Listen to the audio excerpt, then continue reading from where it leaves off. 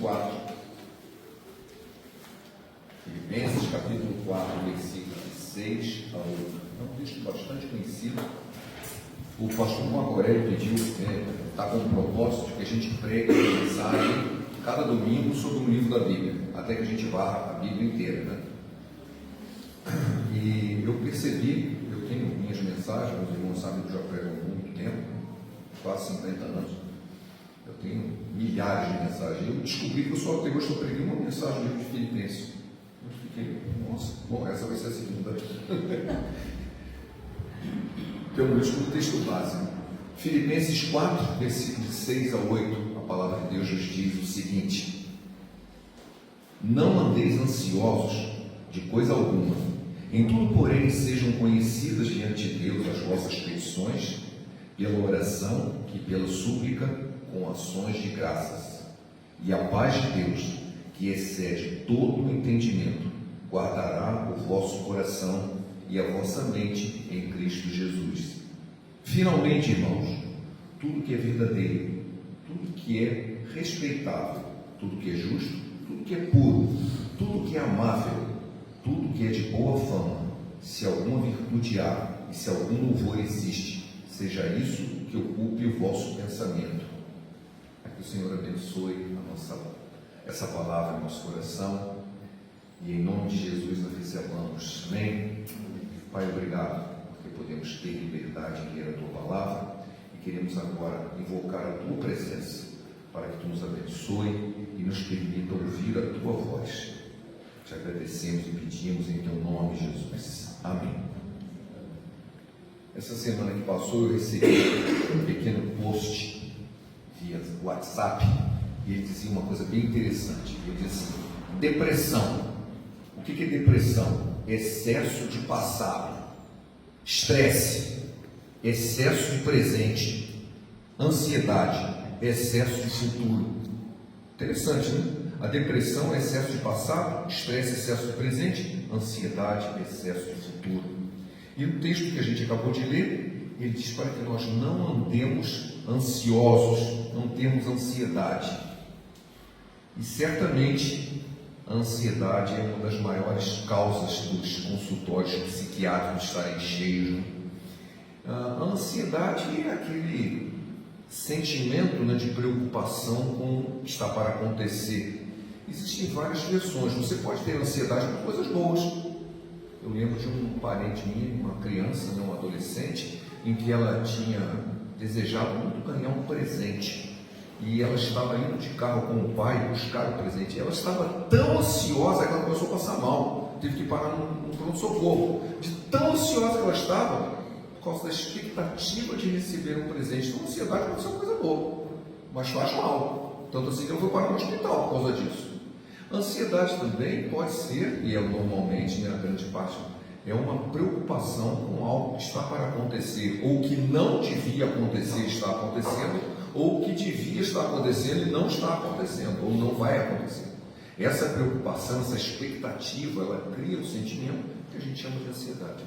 E existe uma ansiedade que é inexplicável, né?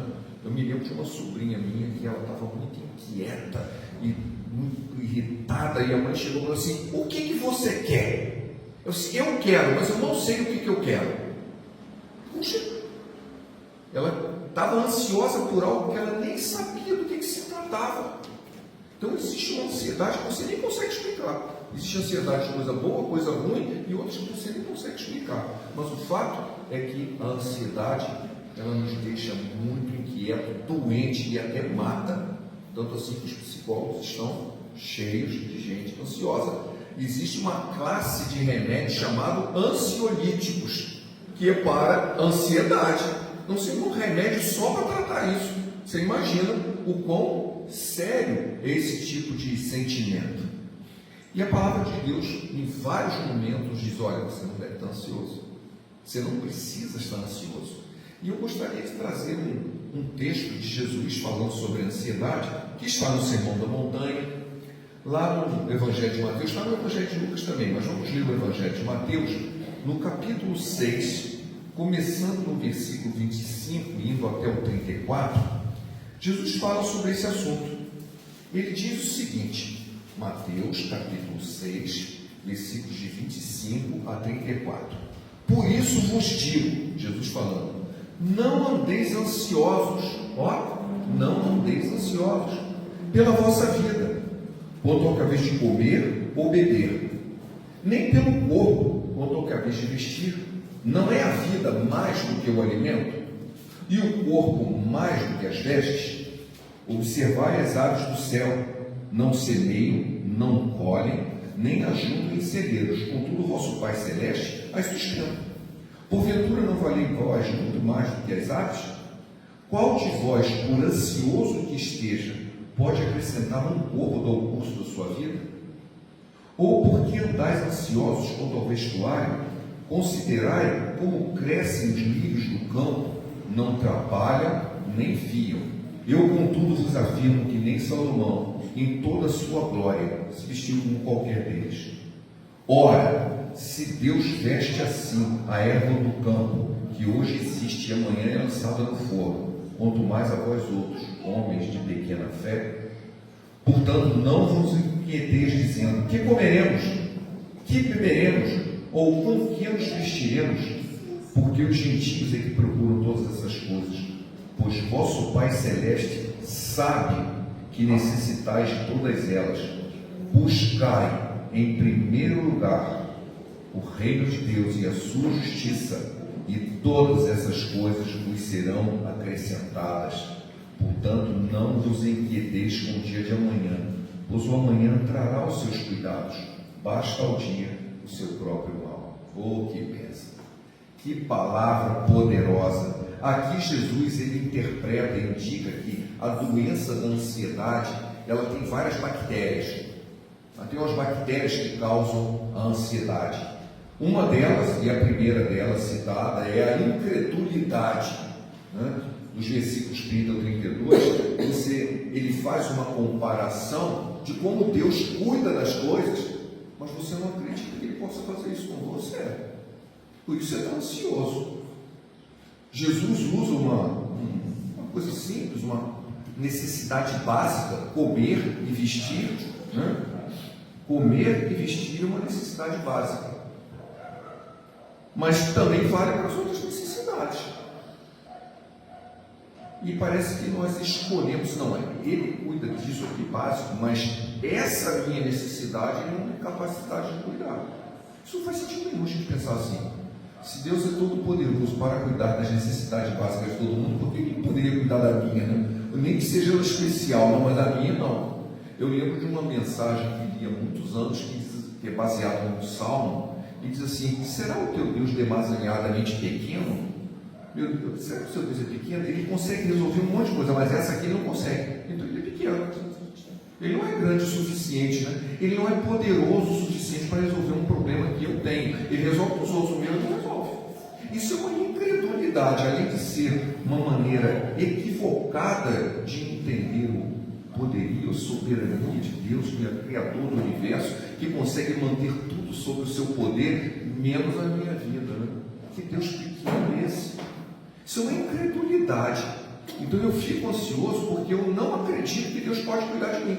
Foi o que Jesus está dizendo. Ele cuida das aves, Ele cuida das plantas, e Ele se preocupa mais ainda com você. Por que você está achando que Ele não vai cuidar de você? Então, acima de tudo, a ansiedade começa com incredulidade. Eu não creio que Deus é capaz de resolver o meu problema. Muito bem, a segunda bactéria é a ambição. É a ambição. Nós temos uma impressionante capacidade de desejar coisas que nós não precisamos. E a gente fica ansioso para ter aquilo que eu não preciso.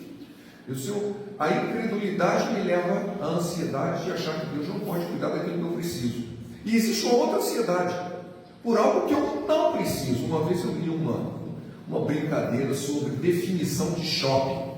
Shopping é onde um homem vai para pagar o dobro por aquilo que ele precisa. Ele vai lá para pagar o dobro por aquilo que ele precisa. E a mulher, ela vai lá para pagar a metade por aquilo que ela não precisa. Eu não preciso, mas eu vou lá. O shopping tem uma liquidação.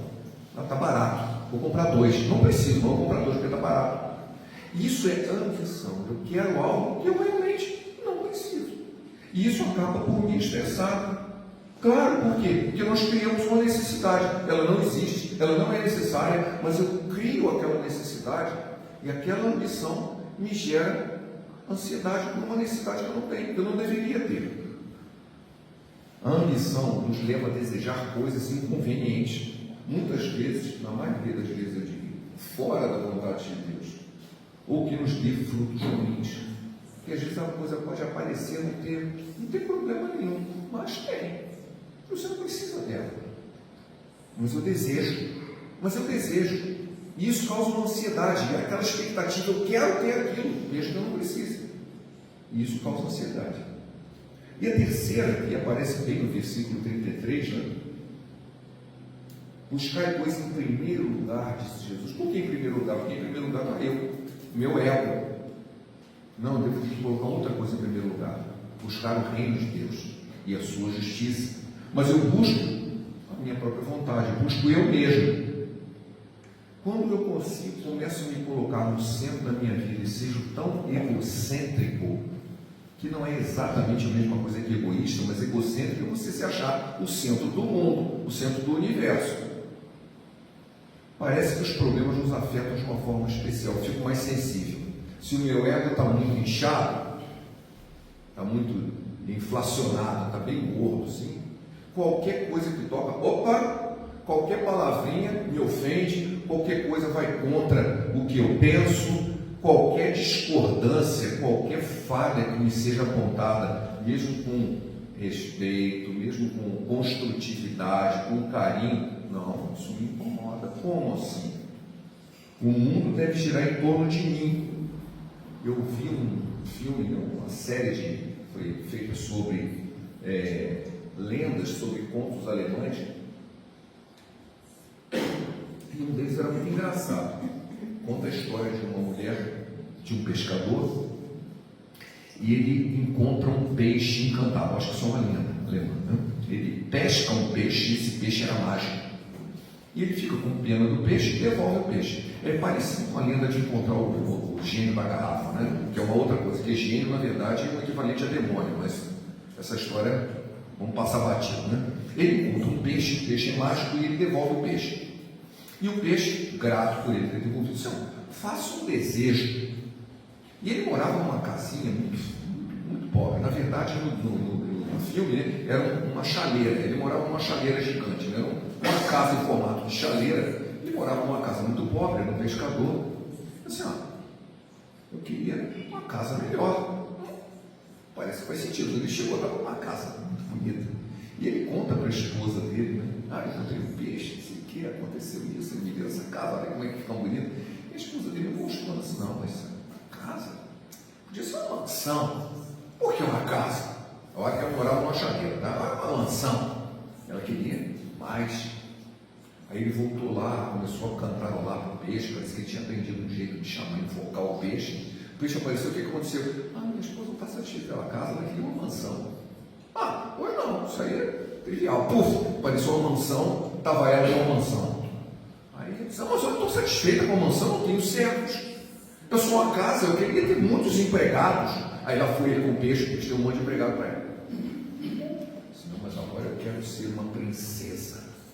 Bom, aí foi, não vou contar a história toda, mas ela foi de mansão para uma nobre, de nobre ela foi para a princesa, depois ela virou rainha, depois ela se tornou papisa, ou seja, ela se tornou um papa feminino, porque ela queria, não, eu quero estar acima de tudo. Quando ela se tornou papisa, ela disse que ela não estava satisfeita em ser papisa, porque o sol havia nascido sem pedir sua permissão. Ela queria ser deusa. Como o sol nasce sem pedir a minha permissão? Aí lá foi o homem de novo falar com o peixe: ela quer ser deusa, voltou a morar numa chaleira, terminou a história com ela na chaleira de novo, né? Porque ela queria ser deusa. Isso mostra que a ambição e o egocentrismo não têm limite. Eu nunca estou satisfeito, né? Eu nunca estou satisfeito. Eu ganhei isso, mas eu quero mais, eu ganhei isso, eu quero mais, eu quero mais, eu quero mais, eu quero mais. A ansiedade não para nunca de querer sempre mais e mais e mais e mais e mais. Não tem fim. Eu lembrei de um pastor que ele contou, acho que foi um pastor americano, ele encontrou um homem muito rico nos Estados Unidos, um fazendeiro, em que ele começou a comprar todas as terras em volta e aumentar cada vez mais a fazenda dele. Aí o pastor chegou e disse: escuta, quanto basta? Essa é uma palavra muito interessante. Quanto basta? Ele disse: só quero comprar o terreno do meu vizinho. Já parou para pensar nisso? Quando que termina o vizinho? Você compra um, tem outro. Você compra outro e tem outro. Você sempre vai ter vizinho. Quando não terá mais vizinho? Quando você tiver comprado o mundo inteiro. Quando você tiver comprado o mundo inteiro, não terá mais vizinhos. E ele é uma expressão assim: quando que basta? Quando eu comprar a terra do meu vizinho. Não, isso indica o mundo inteiro, porque eu sempre terei vizinhos. Essa ambição e esse egocentrismo cria uma ansiedade que não tem fim.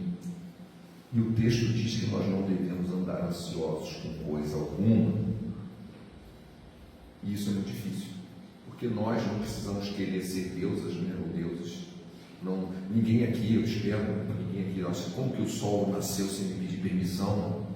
Ou então eu quero comprar o terreno do meu vizinho até acabar os vizinhos. Nós não temos isso. Temos uma vida bem mais simples, bem mais modesta, mas ainda assim cheia de ansiedades, talvez ansiedades justificadas. E é difícil ver isso. Jesus já tinha dado uma dica para aqueles que estavam ambiciosos e com um ego muito grande, né? Quando ele diz: olha, se você procurar o reino de Deus e a sua justiça em primeiro lugar, as outras coisas vêm como consequência, porque Deus sabe que você necessita delas. Então, aquilo que nós necessitamos, não aquilo que foi criado pela nossa ambição, da qual nós não necessitamos, mas aquilo da qual nós necessitamos, Deus já sabe. E Ele espera o quê? Que você busque primeiro o reino de Deus e a sua justiça. E as outras coisas serão consequências. E isso Jesus disse: olha, você não precisa estar ansioso.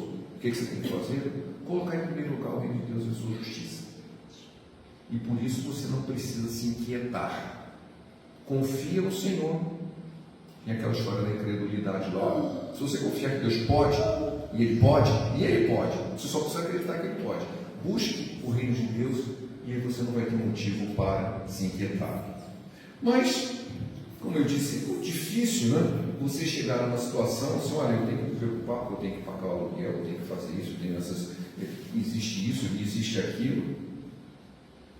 O texto de Filipenses que nós lemos, voltando a ele, né? Não andeis ansiosos por coisa alguma. Começa assim, versículo 6: não andeis ansiosos por coisa alguma. Mas existem muitos motivos para o qual nós temos ansiedade. E ele só não precisa se preocupar com nenhum deles. É difícil isso. O que eu tenho que fazer com esses motivos? Fingir que eles não existem? É assim que eu vou? Não vou ficar ansioso, não. Vou fingir que não está acontecendo nada. Está acontecendo muita coisa. Você descobriu que você está com uma doença. Vou me preocupar com isso não. Quanto mais eu me preocupar, mais doente eu vou ficar. Isso é verdade, doença emocional sim. Mas a doença em si não vai parar, porque você não vai pensar nela, né? Tem gente de brincadeira assim: eu vou no médico fazer exame, vai que eu descubro que eu estou doente. Eu não preciso descobrir que eu estou doente, eu vou fingir que não estou. Isso é auto-engano. Existem motivos para você estar ansioso. Mas a Bíblia nos diz: não andeis ansiosos. O que você tem que fazer em vez disso? Que sejam conhecidas diante de Deus as vossas petições pela oração e pela súplica com ações de graças. Então nós temos que começar assim: olha, você tem motivo de estar ansioso? Coloque isso em oração. Apresente isso na presença de Deus. Oração aqui aparece aquela oração que é genérica, né? Que você pode orar por todo mundo. Súplica é alguma coisa mais urgente, mais intensa, mais específica. Eu vou suplicar por uma coisa específica e urgente. Então, essa é a diferença entre súplica e oração. Olha, coloque diante de Deus as vossas súplicas e orações com ações de graças. E eu fico pensando assim: nossa, será que a gente entende bem? Ações de graças parece muito razoável. Olha, você está com um monte de motivos para ficar aflito e ansioso, ore. Isso eu já faço, ore. Mas também promova ações de graças. Ele não diz que a oração é porque a ação de graça é porque a oração foi respondida. Se ele nem fez ainda, está fazendo agora. É interessante porque na Bíblia aparecem vários episódios, eu mesmo já experimentei alguns, já contei isso para os irmãos, algumas experiências, em que quando Deus age, Ele age antes de você orar. Você vê a resposta chegando e você descobre que a resposta começou a se apresentar e você ainda não tinha orado. Você ainda não tinha orado. Um dos textos mais conhecidos é que o servo de Abraão, né, ele tinha que arranjar uma esposa para o Isaac, e ele começa a orar, ele foi mandado a caminho, né, e ele começa a orar, Senhor, não sei o que eu vou fazer, como é que eu vou escolher isso? Ele acabou de orar, chegar em Rebeca. Eu já tinha saído de casa antes de orar, né? Como é que Deus providenciou aquele encontro, né? Porque a presciência de Deus Ele conhece, né? Você está orando. Eu já contei essa experiência para os irmãos, que isso aconteceu 40 anos atrás, mais de 40 anos. Eu estava procurando uma igreja para visitar, né? Estava numa outra cidade, fora de casa, no Rio de Janeiro, e eu estava muito furioso da vida. Eu estava mais de 1 hora perdido. Era muito estranho. Eu chegava com alguém e disse assim: você sabe onde é que fica uma igreja batista? Ah, é ali. Aí eu andava, perdido. Onde é que fica? Aí parava o jogo, é ali. Era ali. Eu já estava 1 hora perdido, totalmente perdido. Fui parar no subúrbio da cidade, né? E encontrei uma congregação, não era nem uma igreja, uma congregação, no alto de uma pequena montanhazinha, de uma colina. Eu cheguei lá, a escola dominical já tinha acabado, já era para começar o culto. Eu disse, gente, perdi 1 hora andando de um lado para o outro, essa gente é muito doida, ninguém consegue, todo mundo está me indicando e ninguém sabe o que está falando. Eu cheguei, quando eu olhei assim na porta, eu estou ainda aqui, exatamente como é isso. Eu entrei ali na porta, eu vi aqui sentado um homem velho, cabelo bem grisalho, alto, claramente era um estrangeiro. Nossa, que estranho.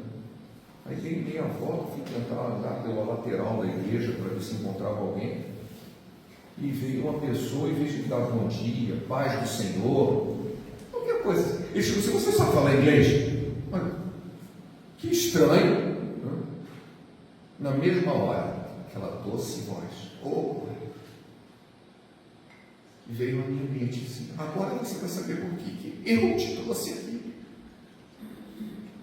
Eu falei assim: porque senão nós estamos fazendo um grande avivamento aqui, vieram vários missionários americanos para cá, e a pessoa que ia traduzir, ele está doente, não veio. A gente não sabe o que fazer, ninguém aqui fala inglês, e ele está ali esperando para começar o culto. Eu disse: meu Deus, Senhor. Chamei ele. Escuta, eu sei, ele era um texano, para começo de conversa ele era texano, para quem sabe, sotaque em inglês é uma droga, né? Aí eu falei isso: olha, eu também sou pregador. Isso foi em 82, tinha 27 anos. Eu também sou pregador e eu sei que você tem um resumo aí com você. Me dá o seu resumo que eu quero ler antes. Eu vou traduzir a sua mensagem. Hoje, use palavras simples e fale devagar. Eu nunca tinha ido para o exterior, conhecia só o inglês na escola. Meus irmãos, foi uma coisa tremenda.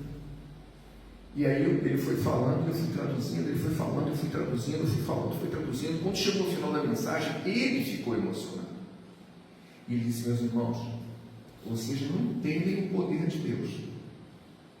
Porque eu viajei lá do meu país, vim aqui, cheguei na rodoviária, não tinha ninguém para me explicar o que estava acontecendo. Me pegaram no carro, me trouxeram para cá e eu não tinha a mínima ideia do que estava acontecendo.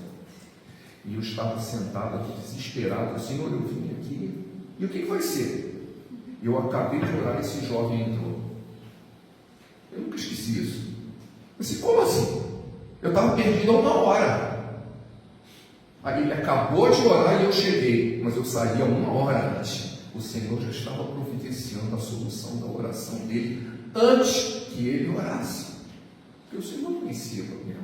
Ele sabe das nossas necessidades. Ele está esperando que a gente coloque presente.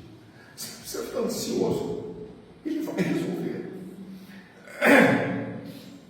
Naquele dia, Tinham várias atividades, não era só o culto, fiquei eu e a esposa dele, nós passamos a tarde inteira juntos, eu traduzi ela para uma reunião de mulheres, era um inglês, coitado de mim, nunca tinha ido para o exterior, era um inglês de escola.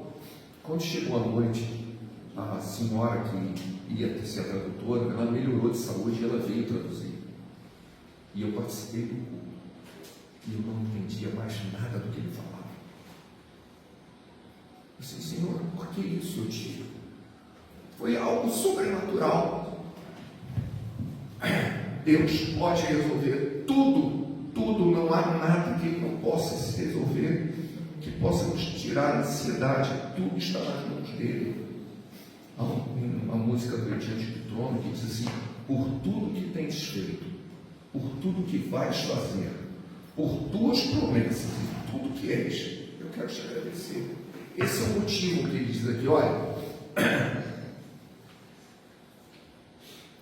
em tudo, porém, sejam conhecidas diante de Deus as vossas petições, pela oração e pela súplica, com ações de graças, por tudo que Ele já fez, por tudo que Ele ainda vai fazer, por tudo que Ele é capaz de fazer.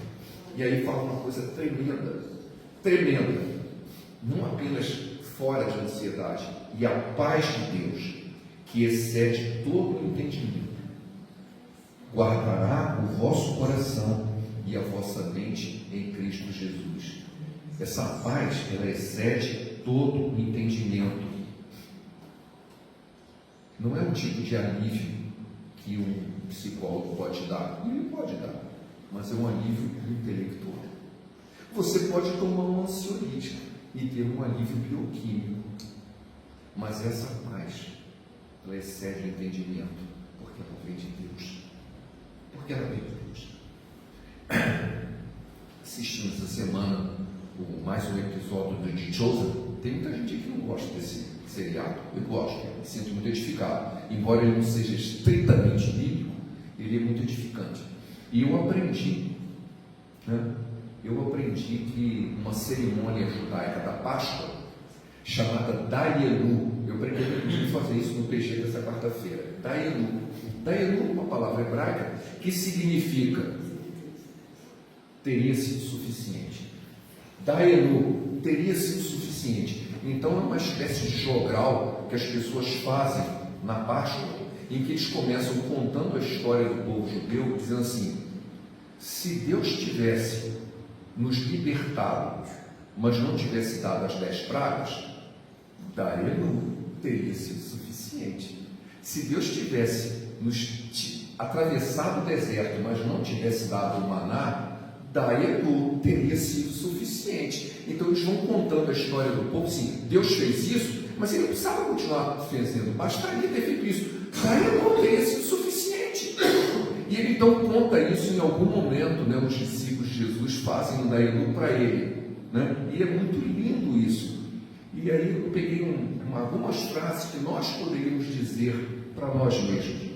Se ele tivesse me dado uma família amorosa, mas não tivesse me dado uma casa confortável, Dayenu teria sido suficiente. Se ele tivesse me guiado por momentos difíceis e não tivesse me mostrado o propósito deles, Dayenu teria sido suficiente. Se ele tivesse colocado pessoas boas no meu caminho e não tivesse me permitido que ficassem por muito tempo, Dayenu teria sido suficiente. Se ele tivesse me dado fé nos momentos escuros e não tivesse me dado respostas imediatas, Dayenu teria sido suficiente. A ação do Senhor, ela tem um poder enorme de nos dar uma paz que excede todo o entendimento. E a gente pode sempre dizer: Dayenu teria sido suficiente. Ele tem agido, ele tem me salvado, ele tem me conduzido por caminhos muitas vezes áridos, muitas vezes pedregosos. Dayenu tem sido suficiente. Não se trata de mecanismos psicológicos, ação bioquímica, mas a ação sobrenatural de Deus daqueles que confiam nele, daqueles que colocam todo suas petições, os motivos da sua ansiedade na presença de Deus e confiam que Ele é capaz de tudo. colocando o reino de Deus e a sua justiça em primeiro lugar, e não a nossa, e não o nosso desejo, a nossa ambição, o nosso ego, ou até mesmo a nossa incredulidade. Eu gostaria de encerrar esse versículo aqui, o texto, que depois que a gente fica curado de uma grande doença, normalmente a gente entra num período de convalescência. Não é verdade? A gente diz, você está curado, mas não toma sol, não faz isso, não faz aquilo, não tome isso, não coma aquilo, não faça isso. Aqui diz uma coisa, para que você não mantenha a paz de Deus no seu coração e não viva em ansiedade, diz assim, finalmente, irmãos, tudo que é verdadeiro, tudo que é respeitável, tudo que é justo, tudo que é puro, tudo que é amável, tudo que é de boa fama, se alguma virtude há e se algum louvor existe, seja isso que ocupe o vosso pensamento. Quanta coisa podre está no seu pensamento, quanta coisa ruim está na internet, nos sites da vida. Eu parei de ver tudo aquilo de ruim que vem, esses vídeos horríveis, só com notícia ruim. Por quê? Eu quero me auto-enganar, né? Tem uma brincadeira que diz assim, se você está tranquilo, é porque está mal informado. Tem um monte de coisa ruim acontecendo, tem mesmo, mas a Bíblia me diz que eu tenho que ter um pensamento puro, amável, de boa fama, virtuoso e cheio de louvor, porque na minha credulidade eu sei que Deus é capaz de fazer todas as coisas e é capaz de me dar tudo aquilo que eu realmente preciso, porque eu estou buscando o reino de Deus e a sua justiça em primeiro lugar, e não as coisas que possam me trazer ansiedade. Gostaria de terminar com um texto, para quem me conhece já há algum tempo, é o texto da minha conversão, que está em 1 Pedro, capítulo 6, versículo 7. Para quem ainda nunca ouviu isso, eu tinha 16 anos de idade, vivia numa família muito problemática, que não tinha nada de Deus nela, e um dia eu estava tomando banho, e eu escutei uma voz que dizia, lançando sobre ele toda a vossa ansiedade, 1 Pedro 5, 7. Eu nunca tinha entrado numa igreja, nunca tinha ouvido um pastor, nunca tinha visto uma Bíblia, nada. Mas aquela voz veio se lançando sobre ele toda a vossa ansiedade. E eu comecei a sentir 2 vezes. Eu comecei a sentir, gente, de onde veio isso? E eu comecei a forçar a cabeça, eu já ouvi isso antes. Eu me lembrei que um professor de história, ele obrigava os alunos a decorar um versículo da Bíblia todo mês. Ele obrigava os alunos a recitar o versículo alto, e aquele era o versículo da Bíblia. Só que eu não lembrava, não era o versículo todo. Eu fiquei pensando, lançando sobre quem? Eu estou ansioso, eu quero lançar a minha ansiedade. Lançar, não é entregar, não é lançar. Lançar a ansiedade. Eu quero. Cheguei para mim, eu quero uma Bíblia. Esse é um texto da Bíblia, eu quero uma Bíblia. Ela tinha uma Bíblia católica, pequenininha, não conseguia entender nada, uma linguagem estranha. Aí eu consegui um Novo Testamento de Salmos. Fui procurar o capelão lá na colégio, ele me deu, ainda tem Bíblia até hoje. E ele falou assim, olha, lê um capítulo por dia e um salmo por dia. Tá bom. Só que, como eu entendo, né? Já estava no final do Novo Testamento. Quando eu cheguei lá, já estava convertido. Sem nunca ter entrado numa igreja, sem nunca ter ouvido uma mensagem. Só lendo a palavra. E 1 Pedro 5, 7 nos diz o seguinte, 6 e 7. Humilhai-vos sob a poderosa mão de Deus, para que ele em tempo oportuno vos exalte, lançando sobre ele toda a vossa ansiedade, porque ele tem cuidado de vós. Era sobre Jesus que estão falando. Lança sobre ele a sua ansiedade, ele tem cuidado de você. Amém? Pai, obrigado por essa mensagem, que ela possa edificar o nosso coração, que o testemunho dado possa ser replicado, Pai, em cada vida aqui, porque Tu és o mesmo Deus, Tu tens o mesmo amor por nós, Tu tens o mesmo cuidado por nós e tens todo o poder para tirar toda a causa de ansiedade de qualquer coração. Abençoa esses que estão aqui ouvindo a mensagem, abençoa aqueles que ainda vão ouvir através da internet, que sejam edificados pela Tua palavra, pelo Teu Espírito, pelo Teu poder. Te pedimos isso em nome de Jesus.